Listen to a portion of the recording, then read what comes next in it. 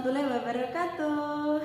Hari ini Ustazah akan menjelaskan tentang struktur dan kaidah kebahasaan teks fabel. Nah, disimak ya pengertian dari struktur, kemudian pengertian dari kaidah kebahasaan beserta contohnya.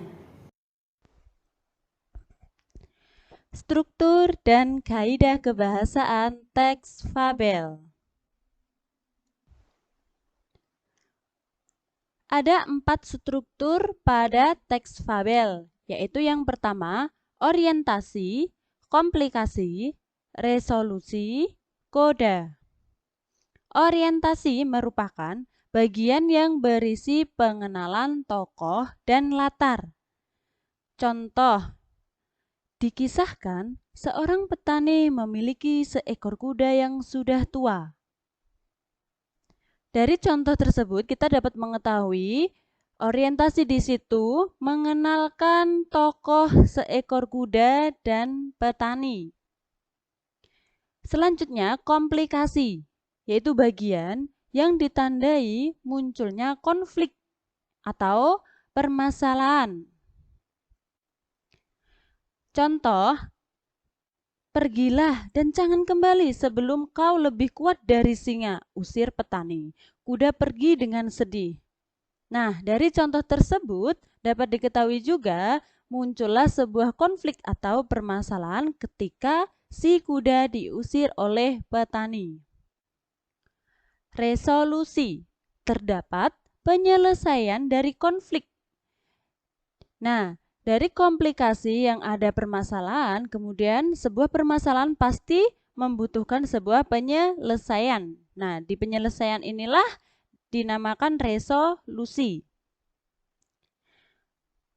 Kemudian yang terakhir yaitu koda, bagian penutup berisi pesan moral. Koda bersifat boleh ada, boleh juga tidak ada, artinya tidak wajib. Karena tidak semua pesan moral dapat kita petik di akhir cerita. Artinya bisa saja pesan moral tersebut bersifat tersurat, yaitu yang nanti dinamakan koda itu, kemudian bisa tersirat yang dapat kita ambil sendiri setelah membaca cerita tersebut. Selanjutnya, selain struktur, di teks fabel terdapat kaidah kebahasaan. Ada 5 kebahasaan teks fabel. Yang pertama, kata sandang si dan sang. Contoh, si kancil pergi mencari pertolongan, atau bisa menggunakan sang. Sang kancil pergi mencari pertolongan. Yang kedua, kata keterangan, seperti keterangan tempat dan waktu. Contoh, di hutan, harimau bertemu dengan buaya. Berarti keterangan tempat, yaitu di hutan. Yang ketiga, konjungsi atau kata sambung, yaitu untuk menghubungkan antar kata atau antar kalimat. Contoh, tetapi kura-kura tidak dapat berlari. Nah, kata tetapi di situ termasuk kata sambung atau konjungsi.